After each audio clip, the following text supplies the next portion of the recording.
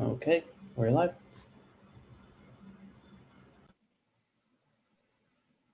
Hello, hello, and welcome. Thank you so much for joining this live stream. We're going to get started in just a minute. And while you wait for us, I encourage you to scroll up on the live and please sign our petition to Congress, encouraging them to let the PATRIOT Act expire for good. So just give us 1 minute and we'll get started.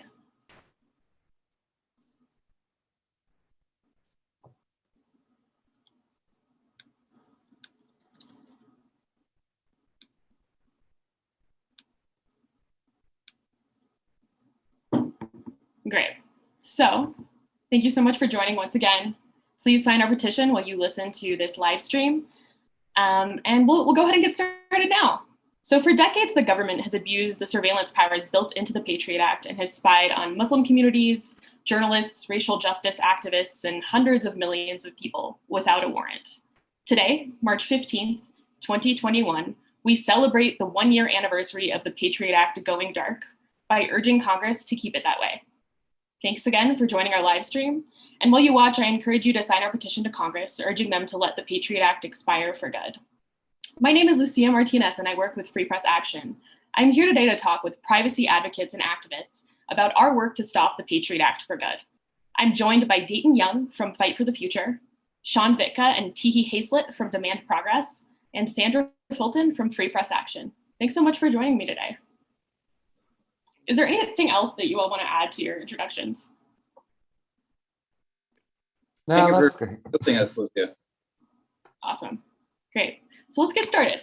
So our organizations have been fighting the PATRIOT Act and the invasive spying powers built into it for the better part of 6 years.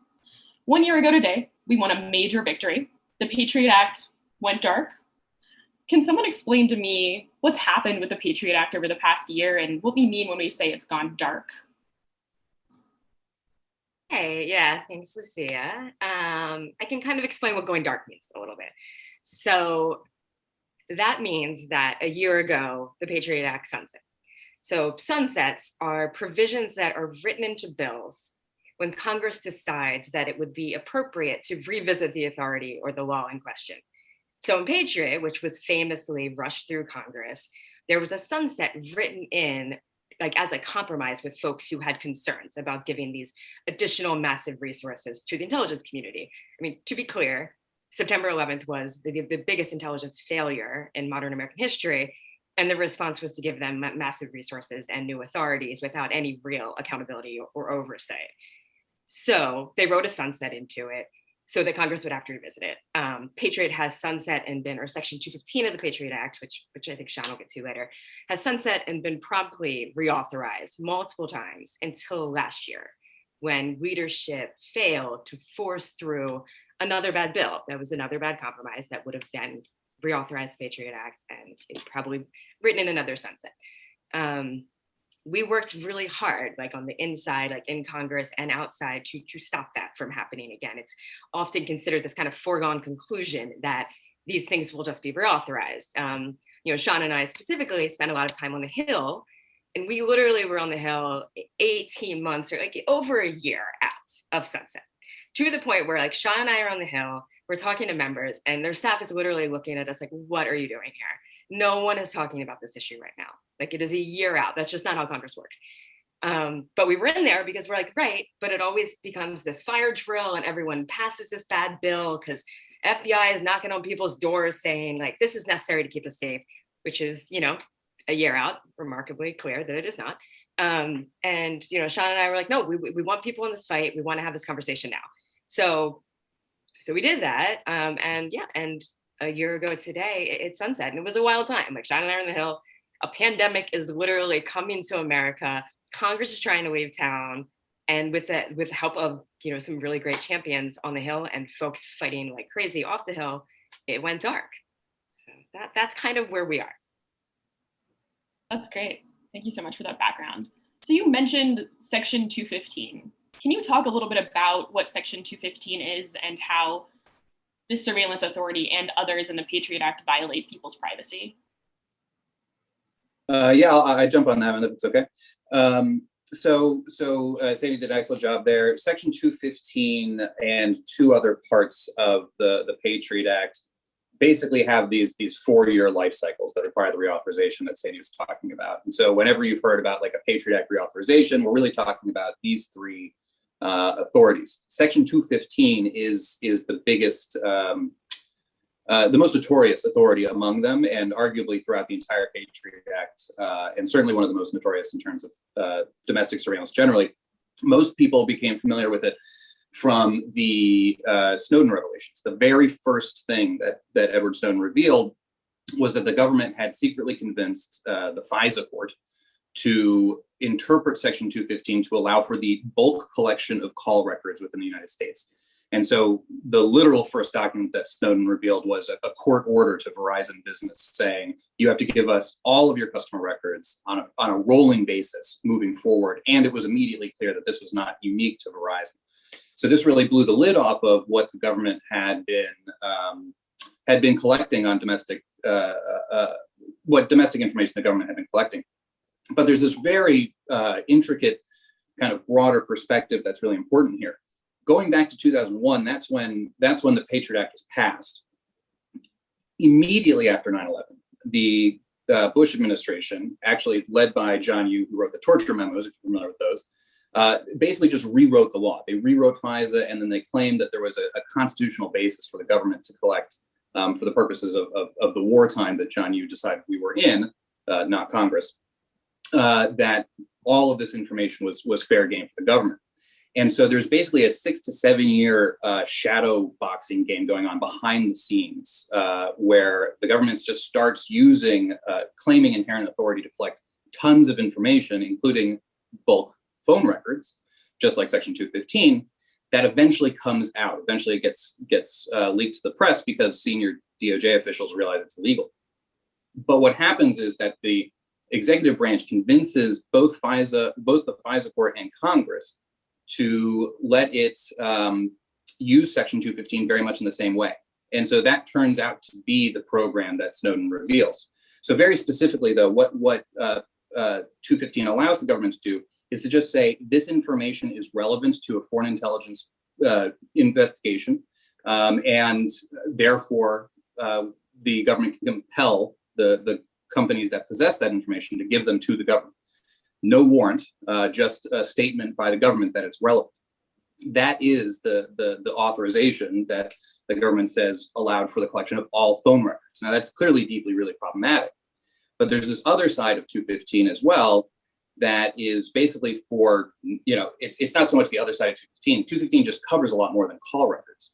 It covers any records that a company has on.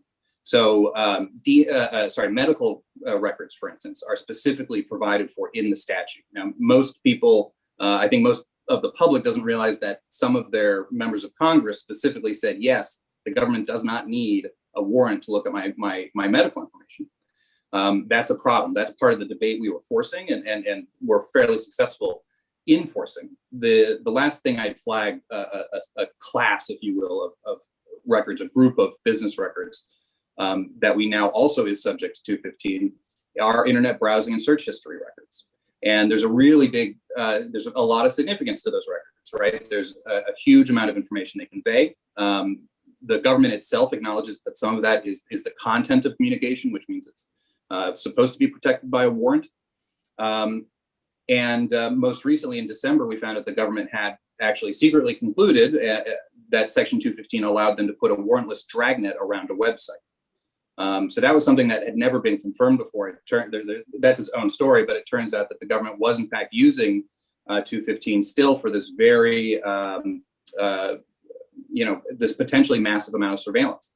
And further, Congress had no insight into it, and there's no real way to know how broad that dragnet gets applied, how many websites they put a Section 215 dragnet around, for instance, in 2017 or 2018, or going back to 2011, by the way, where the government had secretly concluded a different authority let them do this.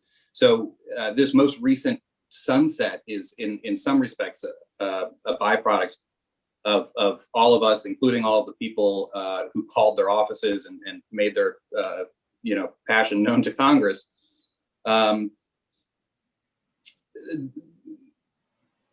that we cornered this this issue in a way, and forcing them to acknowledge that this is basically how broad they had been secretly interpreting 215 caused the whole reauthorization to buckle under its own weight.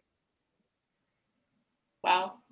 So the Patriot Act allowed the government access to like a massive amount of information on all of us, right? Without a warrant. It's really concerning. I'm curious if you could talk about how specifically the Patriot Act and the surveillance powers that it authorized impact communities of color and Muslim communities living in the United States.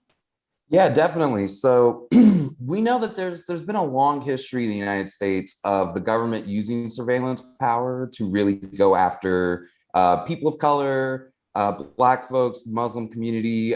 This has been going on since as far as like COINTELPRO, that when the government has the access and the power to spy on its citizens without a warrant, they go after these, perceived usual enemies, which are unfortunately really vulnerable populations, immigrants, Black and brown folks, Black and brown activists, Muslim communities. So when after 9/11, when the Patriot Act was authorized, this sort of just ramped everything up and opened up the floodgates for all of this. So we saw that, the FBI has a designation, or they had a designation under the Trump administration, of Black identity extremists, which came out around the time of a lot of Black Lives Matter protesting. And so we saw that there was like a great deal of, surveillance on those communities. Like the way the Patriot Act works is like everyone is susceptible to being surveilled by the government, but we know that not everyone is being surveilled equally. The other thing that they did post 9/11 was really go after Muslim communities in a very invasive way without needing a warrant, without having to communicate what they were doing and why, but just going after people that they had targets on their back.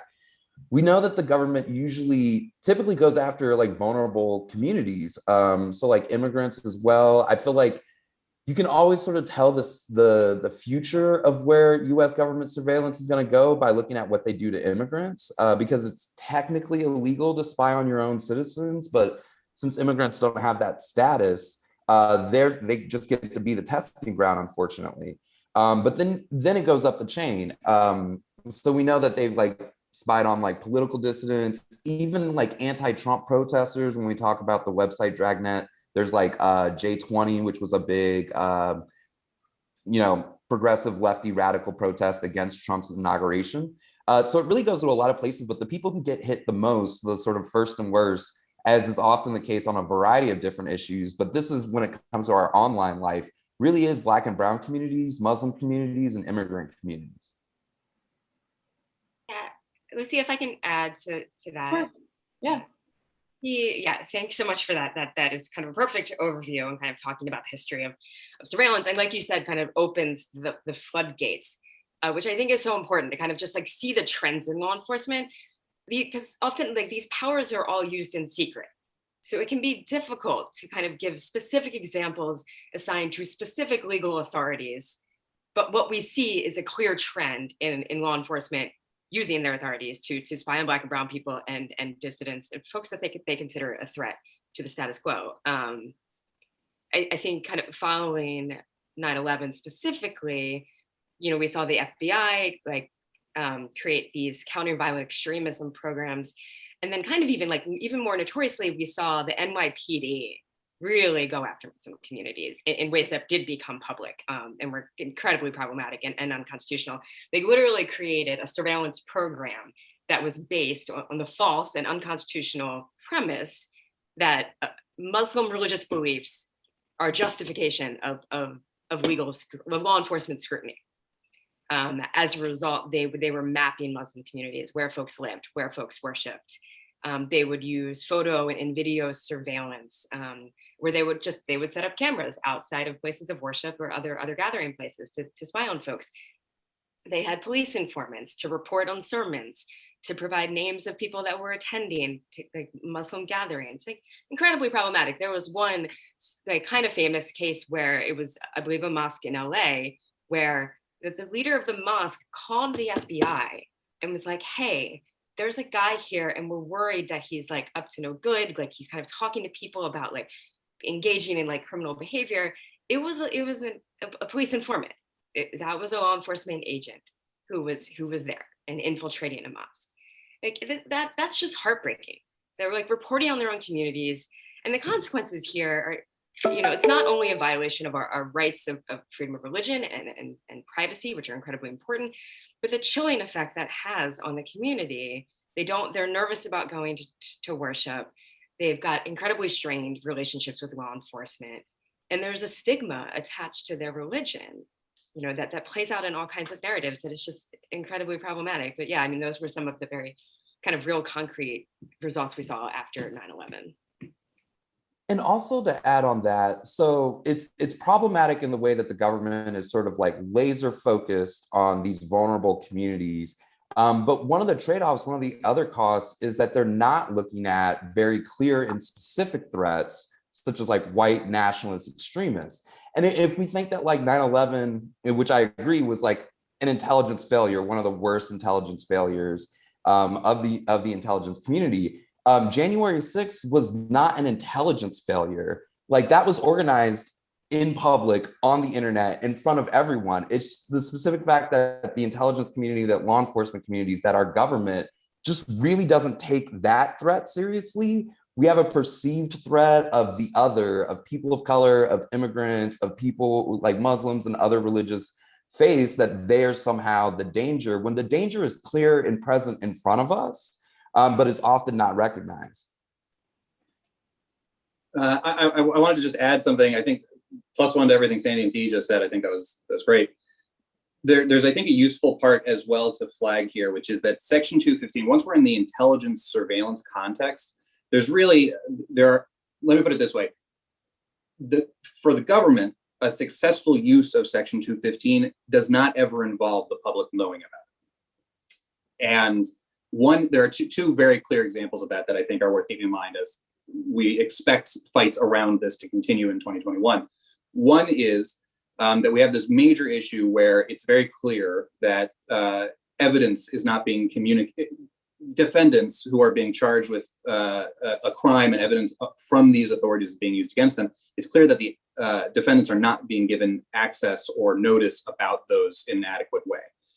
We had a court case, a guy named Basali Mualim, who after 7 years finally got a judge to hear basically the issue that the government had introduced information from that Snowden bulk dragnet that Snowden revealed, only for the judge to say, yes, it was used, yes, it was illegal to collect it, but ultimately it didn't prejudice the case anyway, so there's no rehearing of the trial. Now, going back 7 years, this defendant and his attorney specifically said, hey, how did you get this information? And the judge says, you can't know, right? So that's like a very profound, deep issue, and one way in which a successful use of 215, the FBI specifically cited this case as their defense for the bulk dragnet, by the way. We don't know specifically. And then in addition, it's very likely that the most impact that Section 215 has doesn't show up in the courts anyway, because what the government will do with this information is try to use it to turn people into informants. So if you collect all of these different streams of information the government has, by the time they're trying to investigate somebody one step away from the person they have all of the information on, they'll go to that person in between and say, hey, we're going to bring a charge against you. We're going to start investigating you for this. We're going to tell your family, they have an extramarital affair, all kinds of really, really problematic practices that, again, never end up in the public, because the informant obviously doesn't want to be known as an informant, and is in fact getting away with, potentially whatever they may be on the hook for by selling out other people in the community. So this is a really deep pressure point within a number of communities, and the goal is for the rest of us not to find out. And I think it's important to note that not only are these Section 215 Patriot Act surveillance activities hidden from the public, they're also hidden from congressional oversight in many, many examples. So I think the entire program itself was hidden from congressional oversight, which is really important to make people aware of if they're not aware of. In 2013, Congress called before the body of Congress, a bunch of witnesses to discuss American surveillance programs after September 11th. Specifically, the Director of National Intelligence at the time, James Clapper, was called in front of Congress. He was asked specifically if the NSA collects any type of data at all on millions or hundreds of millions of Americans. And Mr. Clapper said to Congress, "No, sir, not wittingly." He knew that was false. That was patently false. As we've discussed, the NSA was using Section 215 of the Patriot Act to collect the bulk phone records of hundreds of millions of people in America. There was also access, Section 215 also gave the government access to, as we've discussed, medical records of people in America, as well as internet search history of people in America. All of this was being collected indiscriminately by the NSA. And the Director of National Intelligence said, "No, we are not collecting any information at all on people in America." Bold-faced lie to the people who are supposed to be overseeing this behavior to make sure there aren't abuses. That's really, really dangerous. Clapper later said that he didn't lie about this, that he was simply thinking about different provisions of the law, which it didn't include collecting bulk information on people when they asked him if we were collecting bulk information on people. So, you know, he compounded one lie with another, like absolutely incredible and impossible to believe lie that it slipped his mind that we were accidentally collecting all this data. So not only is it being hidden from the public, it's being hidden from lawmakers who are supposed to be providing oversight on these programs, and that should worry all of us. Yeah, that's incredibly concerning. And you all have painted a very, very clear picture of why our organizations have been working to stop the Patriot Act for the past 6 or so years. I'm wondering if somebody could talk a little bit about the different kinds of work that we've done to make sure that we get to this place where we are now, where the Patriot Act has gone dark. Yeah, I'm happy to chat a little bit about what I've been working on with Fight for the Future. I think one of the biggest things we do is we reach out to people in the public whenever there's a reauthorization of the Patriot Act, or whenever lawmakers are discussing amendments to the Patriot Act or other similar bills that will result in surveillance on the American public. Whenever that happens, we just sound the alarm bell. We email our hundreds of thousands of followers. We message people on social media. We put up websites so that people can understand the information that they need to know so that they understand what's happening. We allow them to, provide them with tools to contact their representatives by email, by text message, and make phone calls to say, "Hey, I'm really, really opposed to this bill." The previous iteration of stopthepatriotact.org, I believe a number of groups, including Fight for the Future, Demand Progress, and Free Press Action Fund, we collected over 70,000 signatures to our petition that we were then able to present to members of Congress. And so at times we're also, talking to members of Congress and their staff. We're presenting them with these hundreds of thousands and tens of thousands of signatures, depending on the petition we have up. We're presenting them with these signatures and saying, here's what your constituents think about these bills that allow the government to perform surveillance, warrantless surveillance and spying on people. They don't like it. So it's a lot of pressuring the decision makers and, driving awareness among the general public of all the abuses that are happening. Yeah, the grassroots work sort of like goes in tandem with, earlier Sandy and Sean were talking about all the meetings on the Hill. So that's kind of like an inside strategy of like talking to our members of Congress one-on-one, meeting with them and their staff to communicate this issue. But then the outside strategy is like how we engage other activists around this community. So like as a group of organizations, there was about, last year we had maybe over 10, 12 organizations all working together on this one petition. So when a lot of people might think, when you sign a petition online, nothing happens, but actually a whole bunch of things happen from those signatures. Like we send out our petitions to our email list, which is over 1 million people. Those names get delivered to Congress members, to your elected officials to say, here, look, these are real people who actually have these concerns. We also drove in a bunch of phone calls into Congress around critical rallying times so that they can hear from their constituents in their own words to talk about how this impacts them and what they want to do, which is pretty much how grassroots works to affect legislation anyway. It's like we as people telling the people we elected you to do a job, and this is the job we want you to do. Yeah, I can add a little bit to the inside game there. But yeah, I can't kind of stress how meaningful the outside game is. And when you're signing petitions and when you're making phone calls, it is real. They do see it. particularly phone calls. Like, I mean, they know when their constituents are reaching out. Like they really do. Like that is meaningful. I've had staff call me and be like, can you please make it stop? Like our phones are ringing off the hook. And then when you're like, you know, when you're talking to other members who want you to do something, they're like, melt their phones. Like, because I just can't tell you, like, really, it is so meaningful. And then I would say, kind of from an inside game, just not to get too wonky, but I do think this is an important point. One of the things that we've been trying to do is to get more voices involved in this fight. This issue, like national security issues, intelligence community stuff, it's often very like gatekeepery on the Hill, whereas only certain members engage in it. You know, like I said, like the intelligence community is kind of walking around, knocking on doors, being like, you don't know what we're seeing. You need to be scared, you know. So it's a very gatekeepery issue where there's like literally like 6 white men on Capitol Hill who are making this decision. That has been the history of surveillance.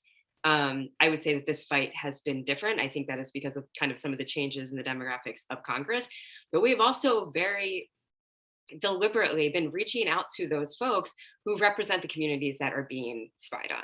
You know, this isn't happening in a vacuum, like a lot of the conversations that happened in the past, whereas Americans' rights are at risk. Like, that's accurate, but as he said, some people are getting spied on more than others. So we really have tried to engage with folks and encourage them to speak out on this issue.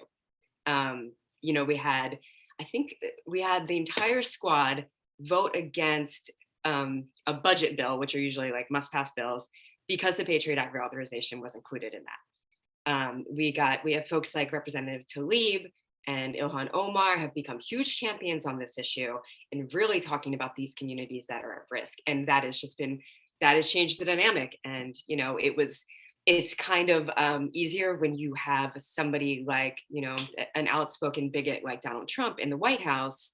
Like, that makes it a little bit easier, but just because, you know, President Biden has taken over does not mean that the FBI is done with its decades of racial spying on people. So yeah, so that's kind of some of the inside game. Thank you. That's super helpful. And like I said before, this has been like years and years of work, right? Of our organizations pushing for the Patriot Act to expire. And we're here today because it's the anniversary of the Patriot Act having been expired for 1 year, right?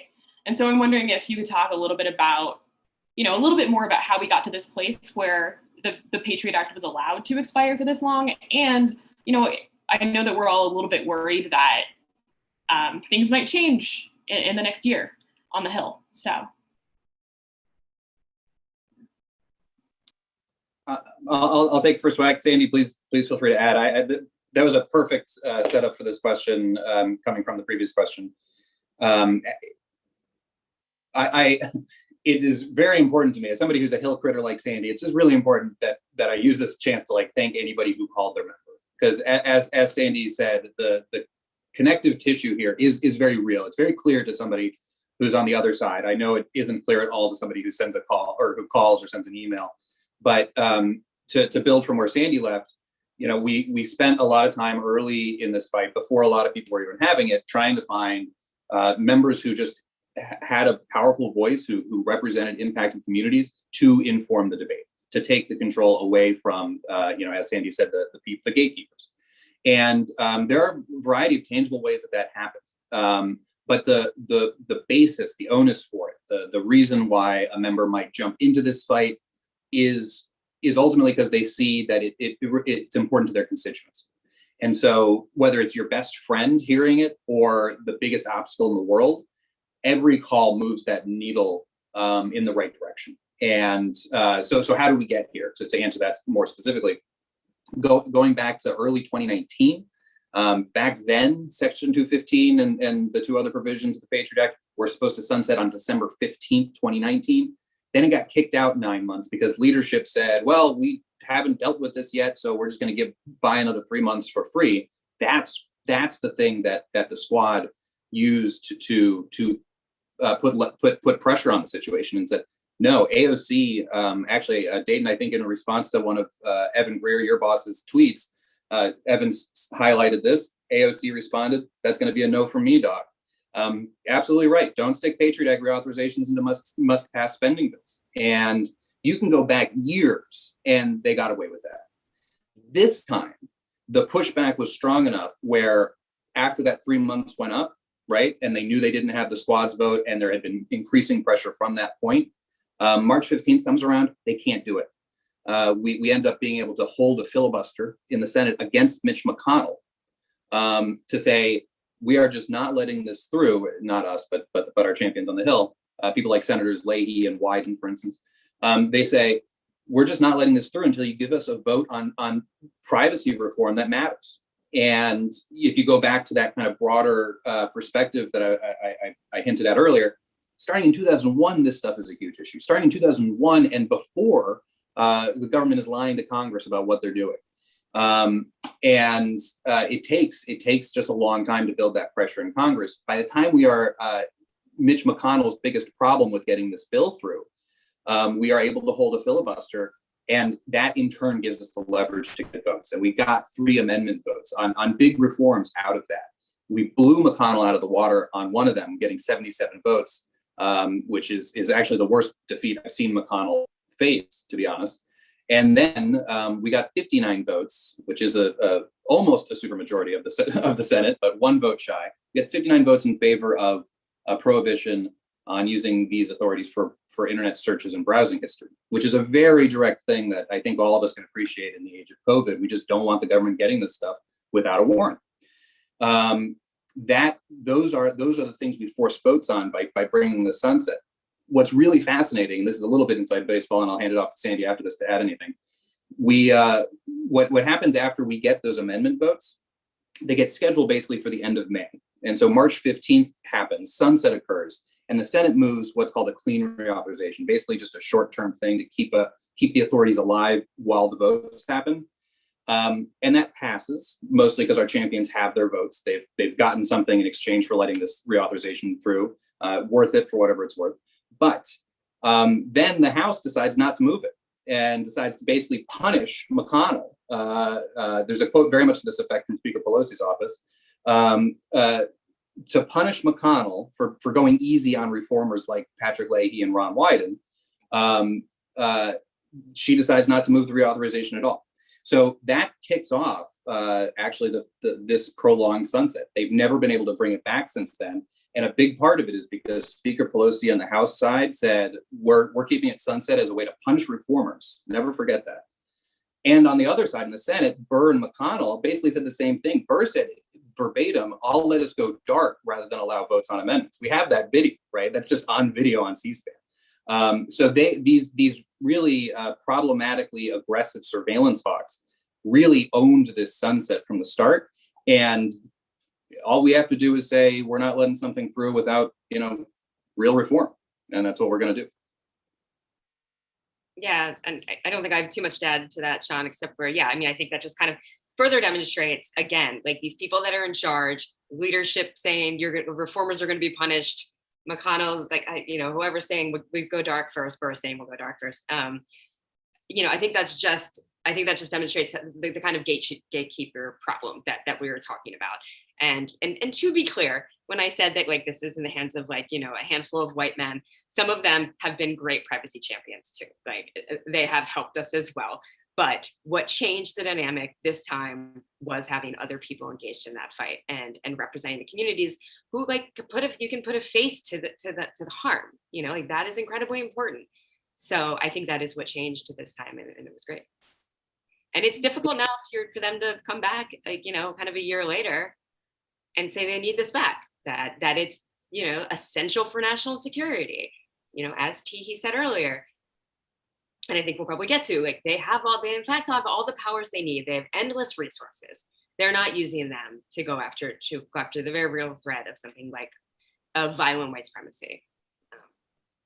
So I think it would be difficult for them right now to argue that they need more power, is all I'm saying. Absolutely. And I just have to say that I love being McConnell's biggest problem. So I'm glad we made it there. But yeah, changing gears a little bit, looking at what's happening now, as Teehee mentioned earlier, there was an insurrection on January 6th. And I'm curious how those events and the political moment that we're in now might impact the fight to stop the Patriot Act in the future? Yeah, I'm happy to jump in on that. And actually, Sandra said the perfect lead-in. I believe she said that it would be very difficult for them to, for law enforcement and intelligence officials to argue that they need these powers back. It might be difficult, but they are actually making that argument right now in response to the January 6th insurrection on Capitol Hill. So, there was a lot of online chatter out in the open on Facebook, on Twitter. You had groups like Turning Point USA, setting up buses to bus people into the Capitol to participate in this event. You had known white nationalists and white supremacists openly calling for violence. You had the president encouraging some sort of vague action to stop the steal and to stop the certification of the vote ahead of time. All of these things were happening out in the open. An FBI field office made a report on January 5th, the day before the insurrection, discussing online chatter about possible war in Washington on the following day. That was delivered to the FBI's main office, and the FBI did not take any action that we're aware of because we saw what happened on January 6th as a result. So the FBI director, Christopher Wray, was called before Congress recently to discuss the January 6th insurrection on Capitol Hill. He said, as to why the information about the insurrection didn't flow to all the people within the various departments that they would prefer, I don't have a good answer for that. So we see that there's all this planning and plotting being done out in the open, and the FBI by white supremacists and violent white nationalists, and the FBI just ignores this information. We also see that over the summer, reports came out that the FBI had been spying on Black Lives Matter and other racial justice activists under this completely made up context of Black identity extremism. So we see that they're ignoring credible threats that are being made out in the open, and they are using surveillance powers about not credible lack of threats because of racism and bias. And so Director Wray, in his testimony before Congress, he mentioned that Apple's iMessage is a threat and other encrypted services are a threat. So that leads us to believe that what the FBI wants is to reauthorize surveillance powers, to be able to have new surveillance powers to break encryption and to spy on what we do and what we say online in apps, and it's just not necessary. They are ignoring credible threats. They are ignoring things that are happening out in the open, and when we call them out on these, their lack of response, they're saying, well, we need to break into your phones. We need to track your behavior to understand what you're doing, because the real threat here is privacy. And that's not an argument that holds water, especially given their history of abusing these surveillance powers to collect tons of data that they don't need, that doesn't help them, and that their own internal files have shown to be, not helpful in pursuing terrorism and preventing cases of terrorism. So we just really need to make sure that we are aware that continued threats are going to happen, that there are some people within the law enforcement and intelligence agencies who are going to use incidents like January 6th to try to trample our privacy rights. Yeah, Dayton, I think you just nailed that. Thank you. But there are definitely calls, and I want to be super clear, which I think that you were, but just to be super clear, like, we are not talking about political ideology, and we are talking about investigating white supremacists. We are talking about violence.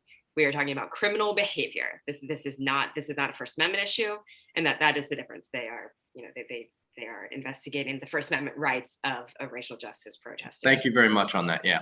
Yeah, and I think you made it clear you're talking about credible threats, but yeah, just to kind of double down on that. But I think members do see this, and it is a problem. They feel like they must do something. They must respond. There's an urgency to respond. And I would say, first, do no harm. And second, investigate what law enforcement is doing with the resources that they have, which is a really hard thing in Congress. It is incredibly taboo for members of Congress to say they want to investigate law enforcement. It's unfortunate, but it is true. It is a hard thing for them to say. Representative Raskin from Maryland actually recently said that he wanted to investigate far-right ties to law enforcement, which I think is an incredibly important step. Because, when we're talking about where they're using their resources, why are they using them inappropriately? Why do they continue to spy on people of color and activists? Because there is racism. There is obviously systemic racism in law enforcement, and it is like deeply rooted, and we need to get to the bottom of that. Lizzie, if there's time for me to jump in, thank you. So perfect answers. Such good answers that in my mind they crack open an important thing that's worth flagging here. So Dayton mentioned like encryption, for instance, right? And there are a large number of different surveillance authorities. It's complicated. We're trying to spare you from that stuff. But Dayton's exactly right. They don't have the authority to force companies to put a backdoor in encryption right now, for instance. But that is the kind of thing that they are trying to leverage January 6th for. Now, what's really interesting about this dynamic and this prolonged sunset is, in a way, it's not clear that the government will want Section 215 back enough to give reformers a chance to vote on real reform. And so there's this, everything that Dayton and Sandy said is right. There is this pressure. To some extent it's building, to some extent it might be done building for more domestic authority in one way or another. Meanwhile, though, what we have been able to kind of push into the light from the last year of the debate is that there's still more shadow boxing going on below the surface. There are still other things that the government really doesn't want to tell Congress about. We have some ideas, but most of what we know is that nobody in Congress knows either. And two, that there are ways that Congress could act to really limit that. And so one of those versions is it turns out that the government, we talked about this ferocious political debate around Section 215. There's a lot there. It's a very important authority, obviously. We found out in the last year that the government's been buying very similar information from data brokers in bulk, which Congress basically thought they had put a kibosh on 5 years ago. So that is, we don't know exactly how profound that is. We do know that ICE and CBP were using that data to deport people under Trump. So we know that the impact is profound. Again, it goes to a disproportionate impact question. But what we see is this interesting interplay where the reformers really have a lot of leverage. You want Section 215, you better be prepared to negotiate. And that's really the most generous way of putting it imaginable. But on the flip side, we know that we're looking at this point at a bunch of really problematic activities, and basically forcing this sunset has exposed some of that to the light. And we're going to be hopefully in a position this year to force votes in that territory. So that's just this cross current that's happening. We're going to have a pretty unreal 2021, I think, where we have the FBI doubling down on this anti-encryption argument, just like Dayton said. Just like T and Sandy said, they're going to look for more authorities that they can use on the wrong people. Meanwhile, we think we may have exposed them to some serious reform because we figured out some of what they're doing. To jump into on the location data thing, there's a really egregious example of an app that is designed to help you find where Mecca is if you're Muslim, so that you can pray in the way according to your faith. And that app, the data that was collected, sold to other data brokers, was eventually bought by the intelligence community to do live sort of location tracking of the Muslim community here in the United States. It's totally egregious, super invasive, but it's yet another example of these things and how they have real impact on real people, and that those people are Black and brown, are immigrants, are Muslims, are people of like lefty ideology. It's really, really terrible. And we're just now getting to like the tip of the iceberg on there. There's so much more that we still need to find out. And that's why. Yeah, so what I'm hearing is that, certainly the fight to stop overarching surveillance authorities like those in the Patriot Act is far from over. We have a lot of work to do still. And, we're committed to that work, right? And so another theme that I'm hearing is that surveillance isn't safety, right? And the government would like us to believe that they surveil us in order to keep us safe, but that is definitely not the case, especially for communities of color and Muslim folks and immigrants. So I want to throw a question out. If surveillance isn't safety, then what does safety actually look like for our communities? Well, I think lately I've been using this frame of safety is having your needs met. like if you're in a place in time where you have most of your basics, you've been fed, you have shelter, you know, you're like with your family or the people you love, you feel safe because all of your needs are met. And I think that we need to apply that framing when we look at privacy and surveillance issues, which is what need is being met for the government to be able to access your web browsing history and like what you search for online.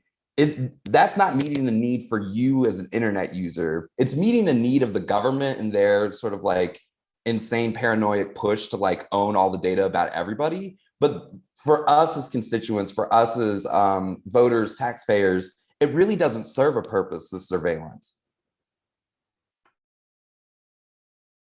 That's a great answer. I really love that. Thank you, Tihi. I can add a bit to that. I would say, yeah, I mean, and I think it's a really important theme that we've been pushing, a narrative we've been pushing, because it is an incredibly powerful and problematic narrative that the media pushes and that Congress pushes, that is in response to something bad happening, more cops are safety. And it's been fairly mainstream and fairly popular. And I think thanks to movements like Black Lives Matter, people are now starting to realize, I mean, obviously people of color and other folks have always realized that engagement with law enforcement is not safety and it is potentially incredibly dangerous. But I think other people are starting to realize that as well. So yeah, I think that safety is investigating law enforcement, investigating their ties to the far right, investigating what they're doing with the resources that they have and why they are failing, and then defunding the police or beginning that process. Awesome. Thank you both so much. So I just have one more question, and that is, what happens now? What's next? What do we want Congress to do? We want Congress to just, this is like one of the easier asks because you're asking somebody to not do something, just like, don't bring back the PATRIOT Act. It's been gone for a year. Like for the most part, pandemic aside, nothing bad happened. So let's just keep it going this way. And one of the ways that you can help with that and be a part of this movement, we have a joint petition. You might even be watching this from the petition page. It's stopthepatriotact.org. You can go there, sign a petition. It will end up in your congressperson's office. You can also like use that page to make phone calls, call your congressional representatives and let them know there's no need to bring this back. More surveillance isn't safety, and that this isn't actually meeting any needs of vulnerable communities. So once again, that's Stop the Patriot Act, sign the petition. It really does work. It really goes a long way. That's great. Thank you. Any last words? I would add just a little bit here. Raise hell. We are walking into we're walking into 2021 in a different way than we walked into any of the previous surveillance fights. At least in my professional history and frankly, probably my life. There is a chance here to do more than I think has been possible for a very long time. One of the biggest things in that category is this news that the government is just buying this information. There's a lot of reasonable pessimism. I'd like to talk to anybody who's pessimistic about their hopes for surveillance reform, for whether or not the government is just going to continue watching us one way or the other. There are specific legal theories at play there. And a lot of what people see in Congress can be a veneer. It can be reform that doesn't really accomplish really what we're all asking for. That's not this one. We are expecting, Senator Wyden, for instance, has announced a bill called the Fourth Amendment is Not for Sale Act. Senator Wyden knows how to write legislation that actually does something. If it is plausible that 7+ years of this debate have been mostly had with the goal of making sure nobody in Congress realizes that this other parallel thing is happening as well, where the government's just buying this information anyway. Most people in Congress don't like wasting their time on an authority that the government doesn't need. That's a huge window of opportunity for us. And looking at the future, the near-term future, it's all going to be a question about whether or not members of Congress have the courage, which is really based on their constituents, have the courage to say, no, I just have an issue with this. I am going to have to vote on this. I'm going to vote no. Really, any version of that helps because we need to force these members onto record. We can't let, one of the benefits for members of Congress is the administration or the executive branch just kind of secretly eating this stuff it makes it so that members don't have to vote on it. It makes it so that they can be outraged when they find out something. But when we do find out something, they absolutely need to be outraged, because that is the last stopgap. That's the last battle line for us. We kind of reached that point and managed to fight back a lot farther than we thought we could have. A year and a half ago, it was impossible to imagine that that Section 215 would have been sunset for a year. Literally, I mean, you couldn't have found a single person on the Hill, except for maybe besides me and Sandy, who would have said that. No doubt about it. That's what political leverage looks like, and we're going to make sure that we use it so that everybody, in particular the communities that have been targeted most by these authorities, get real reform out of this. And it's going to depend, though, on constituents, making known that that's a priority and that they're not going to accept, whatever used to happen. I think just to like kind of double down and summarize a little bit of what Sean said, like, yes, all of that. And yes, the Fourth Amendment is not for sale act, everything, those are great. But we are walking in a much better position when it has been dark for over a year. It is much more difficult for them to bring it back. So that is thanks to everyone who has made calls and engaged. So yeah, like as Sean said, like just continue to raise hell. It's thanks to 20 years of the Patriot Act being toxic. Every single time you felt like, man, am I the only person who cares about the NSA spying on everybody? It is because there were enough people who cared about that over the last 20 years to make it real. That is absolute. Those are essential fibers to what has happened over the course of the last year in a really positive way. Thank you for adding that, Sandy.